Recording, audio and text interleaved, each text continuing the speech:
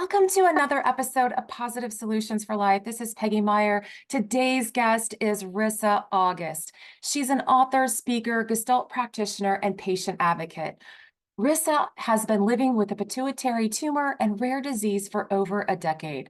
She shares her insights and perspectives on stage, offering words of inspiration to audiences. Additionally, Risa works one-on-one with clients, guiding them through the many roadblocks of life and toward living more fully inspired. A girl with sparkles in her hair and once an Ironman athlete, Risa still has a passion for her bike and barbells. With her genuine curiosity and love for trying new and old things, you may find Risa taking Bollywood or hip-hop dance lessons, trying a silks aerialist or boxing class, going indoor skydiving, and guiding inspirational workshops in creativity. Through her personal transformation, Risa has learned and practiced removing limiting beliefs, shifting her perspective, and embracing an expansive life, a life unleashed. Welcome to the podcast, Risa. Oh, thank you. I'm so grateful to be here, Peggy. Thank you. I am too. I am so looking forward to our conversation. I think this is just going to be great. So can you first start by sharing a little bit more about your personal journey and how it has led to where you are today? Sure, yes. Well, gosh, in 2018, I was diagnosed with a tumor at the base of my brain, and my life would never be the same. I initially, my stubbornness was like, well, I'll show the world. I'll be the same person I always was. But I quickly learned that that wasn't the case. I went on to have brain surgery and they couldn't get the entire tumor out. So I went on to have radiation treatment. And this tumor causes a rare disease that essentially destroys the body over time Mm. if untreated. And so I'm working my way through medications, trying to find a treatment that works for me to get this disease under control. But in the meantime, I decided, well, there's no time like the present to live my best life. And so that's what I'm on a journey to Yeah. do. Yeah. I mean, it is just, I couldn't imagine being diagnosed with such a, you know, life-altering diagnosis and then disease after that. And what kind of things go through your head? I mean, a lot of people go through a lot of hard stuff, and I'm sure kind of similar thoughts. Can you what's kind of like mental turmoil was going on? Yes, my goodness. It was really a process. I think initially it was very surreal. Like, oh wait, no, this doesn't happen to me. Mhm. I have a busy and full life. I don't have time for this. Like this, I know you're not talking to me. And then, it just turns into, okay, I hear what you're saying. Now what do I do? Like, what do I need to do so Mhm. that I can get back to my life? Mhm. Uh, and then you go through all of that. And then, for me, I get to a point like, oh, wow, this is my life now. There Mhm. is no going back. Mhm. It's like that beautiful Lewis Carroll quote from Alice in Wonderland, I can't go back to yesterday because I Mhm. wasn't the same person as Yeah. I am today. And so like I just couldn't go back. And so I had to learn, okay, well, who am I now moving forward? And so there's grieving and anger and frustration and disbelief and acceptance, but then sometimes you go back to, wait, no, I'm Yeah. not ready to accept it. And I was all over the place. And I still many years later, I'm still, I still face some of that. Like, Mhm. oh, why? Like, why am I dealing with this? Why am I facing it? Mhm. But I remember one significant uh, moment following radiation treatment. I was sitting on the couch and I had these gray tattered sweatpants on. I mean, oh my gosh, these things were so worn. I feel like I had lived in them for years. And I barely had any energy to leave the house, let alone get dressed or, brush my hair. And I just remember thinking, I don't want to live this way.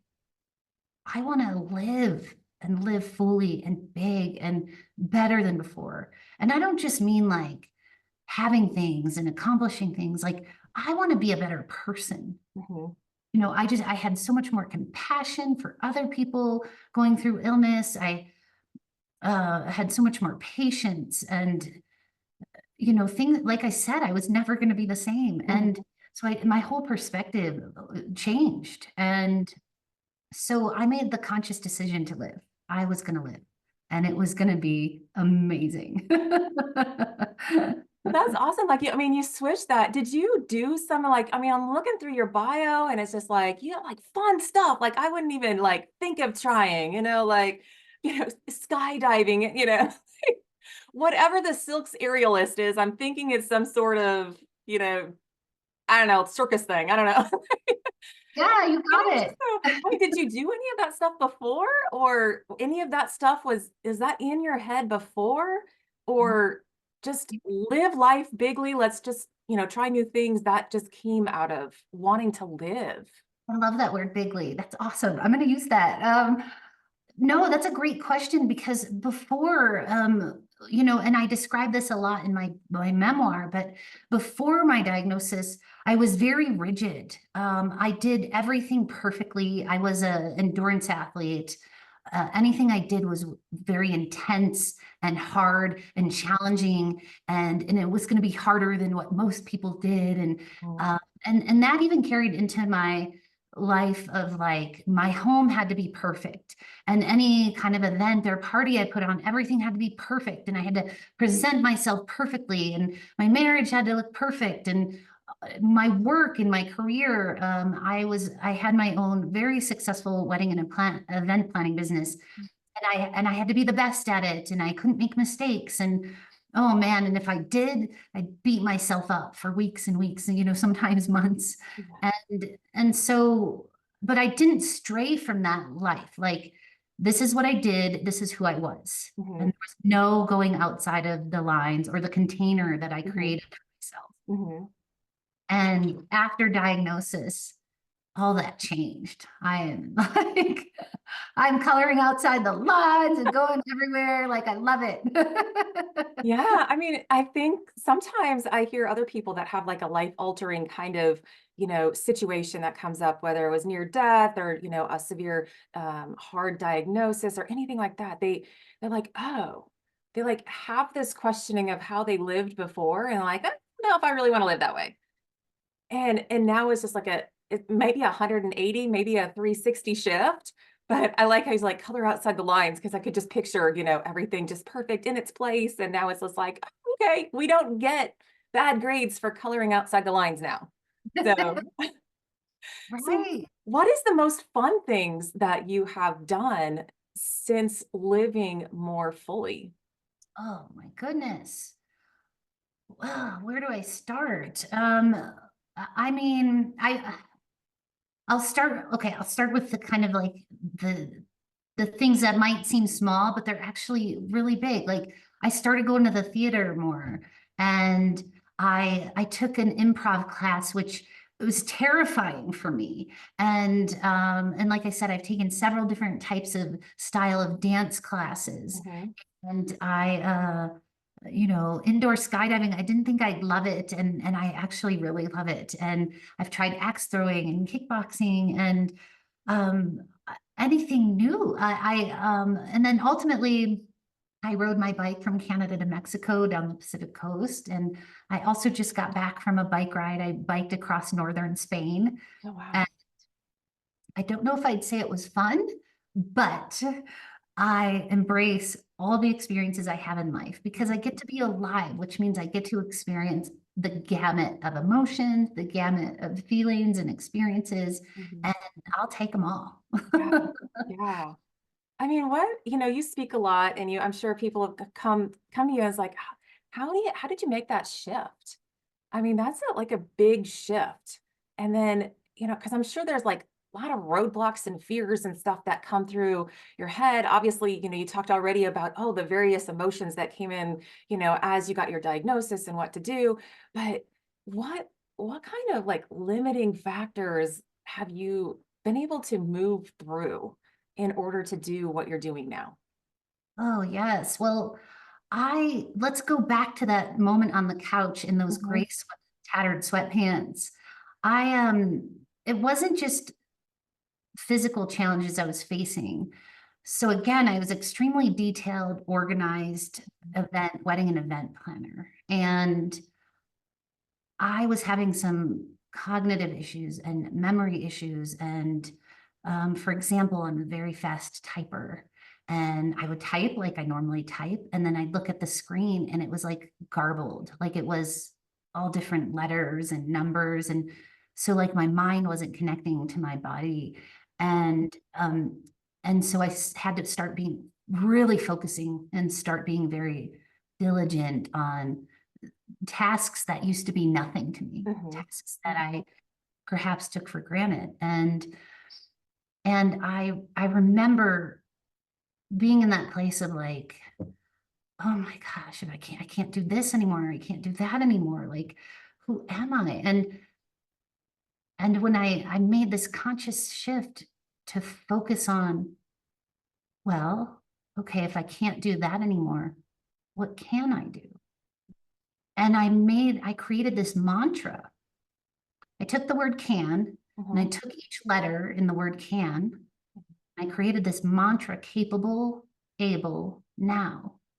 And I started asking myself in each moment, what am I capable and able to do now in this moment? What can I do? And some days it was like, well, I could get out of bed and brush my teeth. Mhm. And that's all I was going to get that day. And Yeah. that's okay. But some days I got out of bed and I brushed my teeth. And then I'd ask myself, okay, well, what can I do now? I think I'm going to get out of these gray tattered sweatpants, and I might have just traded them for a pair of gray yoga pants, but still, right? That's a win. Yeah, you gotta take the small wins, right? Exactly. And eventually I was getting to my mailbox. And then eventually I was walking my dog a mile around our street. And then eventually I made it 1,845 miles down the Pacific coast on my bike. So it was just taking each moment Mhm. and asking myself, well, what can I do? What am I capable and able to do now in this moment? And that still gets me through today. That is such great advice because I mean, it's like sometimes when people hear these great stories, inspirational stories, people that went through really hard times and is now, and they're just like, oh, but that's just like, I couldn't do that. But what you're saying is it has to start small. Like you're not gonna like feel crappy and be in your tattered gray sweats and then, oh, I'm just gonna go ride my bike down the Pacific coast. Like, I mean, that just doesn't happen. Like, and it's so good to hear that what can I do? And I love that capable, able now. It's like, what am I capable of doing and able to do right now? And it's like, oh, I can change my clothes because Right. we know sometimes that just changes our perception. Right. And you might have this big goal, just exactly like you said. I couldn't just go ride 1,800 miles, but each step you take is working toward that goal. Right. So, and that's why it's like, okay, well, what can I do in this moment? And so, yes, I mean, I love it. And that's great because I think everybody needs to hear that and just like sit with that for a while because that's no easy task. I mean, is they don't have to have, a diagnosis like yours. That obviously it's very rare, but just another illness or something that just sets them back. And what are you able to do right now? And just shifting the mind a little bit. What other kind of mind shifts have you had to go through? And granted, once we shift it one time, obviously we can fall back and we have to shift it again because we know we get into crappy moods sometimes and we have to change our focus. But what are some other kind of mind shifts you've had over the last few years? Oh my goodness. Again, where do I start? Mm. Well, one thing that comes to mind immediately is I never used to ask for help. I never asked for support. I didn't want to be vulnerable in front of anyone. To me, tears, crying, feeling vulnerable, that was like weakness. Mhm, And mhm, uh, I wanted to be independent and I could do it on my own. mhm, And I didn't need anyone to help me. And fortunately, at the time of going through all this, I was a part of this big community. I was getting my certification in the modality of Gestalt, and it's a coaching practice that's more experiential and non-traditional. And so I started learning more about myself, and when you learn more about yourself, you can work through all the things that are working against you. Mhm. And so all these strategies I created to like stay strong and independent and not show weakness, I was able to look at those and break down the walls, and the container I created for Right, myself, right. and start expressing my emotions and to start expressing my needs and my wants and my goals and my dreams and my desires and on and on and on and to not feel bad about it. Mhm. And so fortunately, I was in this beautiful community that really helped me work through a lot of that. And then I went on to get my certification, and now I coach other people through things like that. And so that was one of the big things. And now I cry all the time, and and I love that about me, because crying is so cleansing and Mhm. important and valuable. And I express my emotions, and they're not always beautiful and Right, lovely. right. Um, but they're, to me, in my opinion, it's a very healthy release, Mhm. and as long as it's productive, right? So Right. so that was another big thing that I shifted my mindset, and it started embracing. That's not that's great because as you were talking, I kind of envisioned you, like you said, a container, and I just envision your prior life of just building up these walls of like just bricks, bricks, bricks, bricks. Everything's, everything's got to be perfect. Everything's here, and you're just in this little container, like I see it like, a wall, like a fort type thing, and then shifting a little bit and opening yourself up and allowing yourself to feel those emotions. It was like holes were being poked in it and bricks were falling, and then the light comes in. But when you're in that cage, kind of that container, like it's hard to connect with other people, I would assume, because you're putting up those walls. And then you're starting to put the holes in it by taking care of yourself, kind of looking at some different things. What can I do? Asking for help, and then allowing the emotions to come out. And I'm like, and I envision the water just coming out of these holes in there and all of a sudden just breaking them free. And I was like, yay, I'm free. Now I can live, like. Wow, I love that vision. It's beautiful, and yeah, I mean, that really describes so much of what it was for me. Even in my way of thinking, I never understood why people didn't operate the way I did, whether they didn't think the way I did or have the same beliefs I did. Like, I didn't understand it. And so yeah, probably could say there was some judgment that came with that. And again, this diagnosis, this upheaval changed all that. Mhm, I am, like I said, so much more patient, open, mhm. kind, accepting. I mean, I can't think of all the words, Right. but I just feel like I embrace all of it now. Mhm, It's mhm. and I even went on to kind of study typology and temperament, and now I'm just so fascinated the way people operate, Yeah.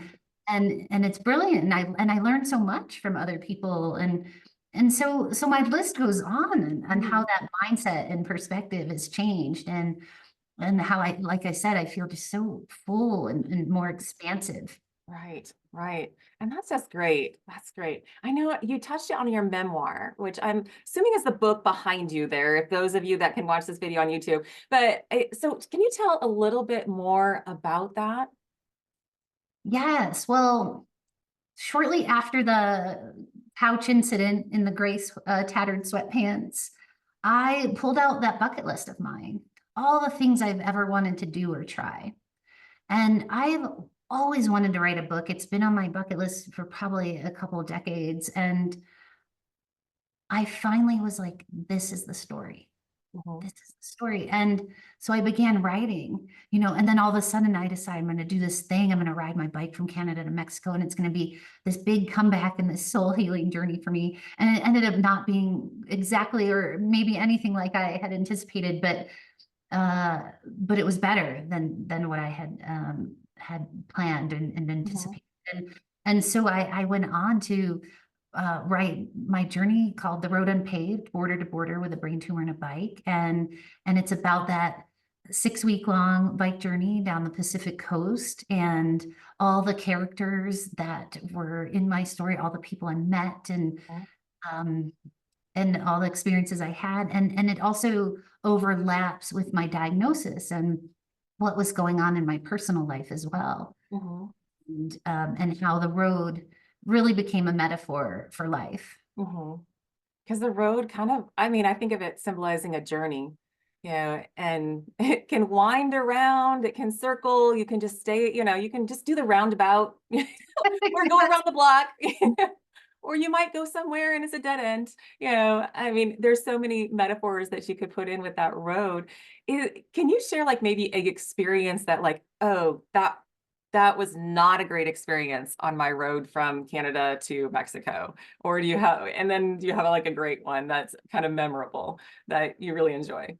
Oh my gosh, there were so many. And I'll share this one because it actually, even though it was not a good experience initially, it turned Mhm. into like a powerful and meaningful experience. And I won't give away too much, but there was this moment on the road where um a few of us stopped to have a snack, and we all get back on our bikes, and I get on my bike, and I forgot to turn my GoPro on. I had a GoPro camera on my helmet, and so I stopped again for a minute to turn it on, and crash. Someone crashed into me from behind, another cyclist, and they destroyed the back of my tire and potentially my wheel. I ride a very expensive carbon frame, carbon component bicycle, and so even though they're very lightweight, the downfall on those is they're not really strong and sturdy like steel is, or even aluminum. And so there I was, like, oh my gosh, are you kidding me? Like, I'm on this journey and it might be over because my back wheel might be destroyed.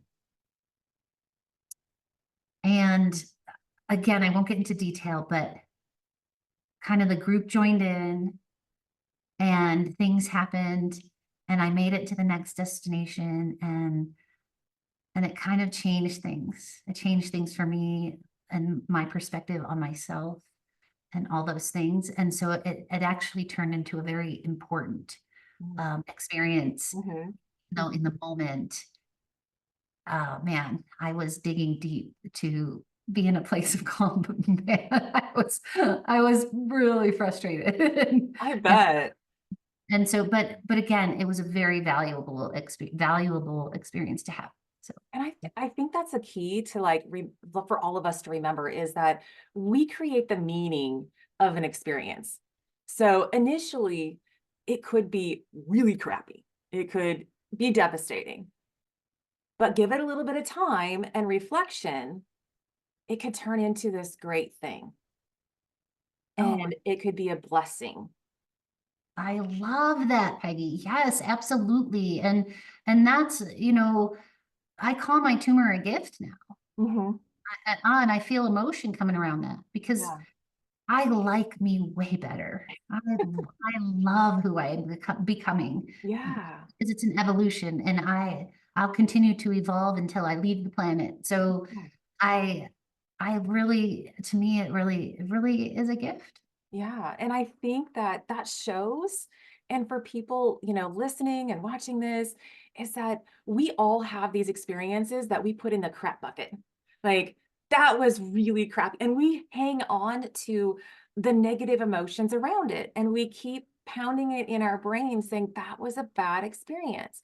But we don't give ourselves the chance to go, okay, emotions really only last like 90 seconds.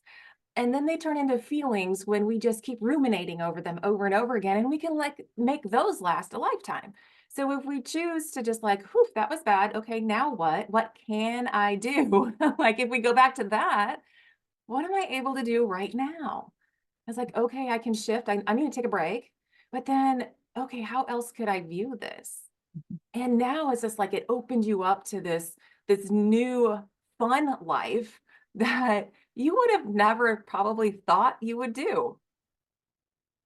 Yeah. And everybody has that opportunity to shift that, a crappy experience into something. It may not totally be this blessing or this great, wonderful gift, but at least you could learn something from it. And I'm sure Absolutely. you learned a lot on your journey. So much. And that's another great question to ask yourself in the moment. If you're like, I don't know what I can do now. Okay, well, what am I learning or what have I learned? And well, I've learned to, I don't know, not do it that way anymore or whatever the case. But Right. and that's another great question to ask yourself. Mhm. I know that is like, I always ask my kids, like, "What'd you learn today?" Coming home from school, "Nothing." "Yes, you did learn something." That's like, you always learn something. And then older people are just like, "Oh, gosh, I just finally figured that out." And I'm like, "Yeah, you're still learning." It's like we all have to do that. So, Yes. is there one other experience that was just like, "Oh, this is so awesome," that you remember on your journey? Ah, gosh. Yes, there were many. I don't want to give away too Mhm, many, but I'll talk about one that people seem to be pulled to quite a bit. But there was one moment in the story where I make everyone stop for donuts, and nobody wanted to stop for donuts. They're like, no, I don't want to eat. That's sugar, or I don't know, I'm trying to lose weight, and there were all these excuses and constraints. And I was like, okay, see ya. I'm gonna go buy two donuts, my favorite donuts. And well, they all reluctantly come with me. And then we were all eating donuts in this park. And it was one of the first sunny days we had had in like 2 weeks. And everyone was so happy and blissful. And they were like, oh, Rissa, thanks for making us stop. And the donut really became this metaphor for life again. Like, okay, so we really want to do this sweet, awesome thing, mhm. right? But we think of all the reasons we shouldn't do it. And I'm not saying go out and eat a dozen donuts, or you know or if you have sugar issues, I'm not saying go eat the donut, but maybe find a donut that doesn't have sugar, but we think of all these reasons and excuses to like just not eat the donut, and it's just a donut. Yeah. Just eat the donut. And so it just became this thing that everyone appreciated, about like, oh my gosh, okay, so we're riding for 41 days straight, and we could afford a few calories because we're going to burn them off, and it's fine, and it just so that was just like a memorable moment. Yeah. And man, I enjoyed my long john. And if you don't know what a long john is, it's one of those cream filled chocolate covered donuts, and oh man, it was so good. I love those. Barbarian cream or Boston cream, those are my favorite. So for long johns. So yeah, but I mean that it just brings out too just that sweet thing, something that you're just like, oh, wouldn't that just like be really good? It's like stopping and smelling the roses, being present. If you guys would have just kind of blown by that stop, maybe you would have missed, how beautiful the sun felt at that moment because you were too busy riding, and that's what happens a lot of times. It's like we're too in our heads, like, oh, we got to do this, do this, do this, go, go, go. We need to stop sometimes and do the thing that, oh, wouldn't that be nice? Do the thing that would be nice. Absolutely. And that was true throughout my bike ride. Like, and sometimes it's a really conscious effort. I had Mhm. to like force myself, instead of focusing on like, okay, I have to get to the next stop, and just hurry, hurry, hurry. Like there were sometimes I had to force myself to just like slow down, take more photos, to, really enjoy that sunshine. Or and there was this other moment where, again, it was like just raining, cold up in the Pacific Northwest and Mhm. somewhere in rural Washington. And I was just like, oh my gosh, why am I doing this? And I consciously was like, what if you didn't think and just looked around? Oh, I started looking around, and there was this massive teddy bear. And when I say massive, like bigger than me size teddy bear, sitting in a recliner at the end of someone's driveway, getting poured on, soaking wet, hand is up, waving at us. And I was just like, oh my gosh, had I not looked up, I would not have seen the giant teddy bear sitting in a recliner at the end of someone's driveway in rural Washington. And it just made me laugh. And it was just such a good reminder to get out of my own head and Right. out of my way. Yeah. And we need that reminder a lot because I know I'm in my head. I'm one of those next, like what I'm like that scheduler and organizer. So it's like next. And then it's like, no, just enjoy the moment. Just stop, like look around, like what is going on? And you will miss a lot of stuff. And you don't even know how much fun stuff you miss. I don't know how much fun stuff I've missed, but if somebody else is going on the journey with you, like I always think my kids, like they see things differently than I see it. And it's like, oh, what do you remember, about this trip or this trip?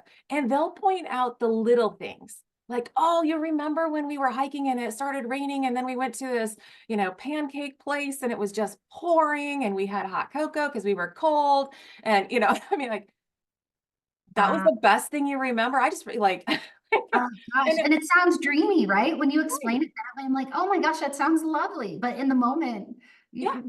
I might have been like, oh gosh, the rain and blah, The blah, blah. rain, it's cold, let's hurry, like, let's get there, like, do we really wanna stop and run in the rain, So, it's just stop, right? And just take in the moment, be present, because that is really a present for us, is the Mhm. present moment. So, Absolutely. and I'm Beautiful. sure, like, your memoir, your book, it's just because 'cause I'm sure it's full of some of these stories too, correct? Yes, definitely. Good, good. So we'll put a link to for people or, we'll find it in the show notes to make sure that they can go find that, but, oh, this has been so wonderful. I can't I was like, oh, we could go on and on. So where can listeners find out a little bit more about you, your book, your coaching? Yes, you can go to my website. It's risaaugust.com, and it's Risa with one S, Risa, August, just like the month.com. And Awesome. it's all there. Awesome. Awesome. So head on over there to find her book and find out a lot more about Rissa and all the fun things that she's doing right now. So as we wrap up today, what is one thought or quote that you would like to leave the listeners with? Hmm. Yeah. So when you're in those challenging moments or feeling stuck, wondering, okay, what should I do? I can't do this. Ask yourself that one question. Well, what can I do? What am I capable and able to do now in this moment? And I wanna stress, doesn't matter what it is. Don't judge yourself. Mhm. Just ask yourself, what can I do? And see where it leads you. That's right. Just start with one little thing. What can you do in this moment and go from there? So awesome. Rissa, there was so many gems in this. So awesome to have you on today. Thank you so much for being here. Oh my gosh, thank you, Peggy. I'm so grateful. Have a wonderful day. You too.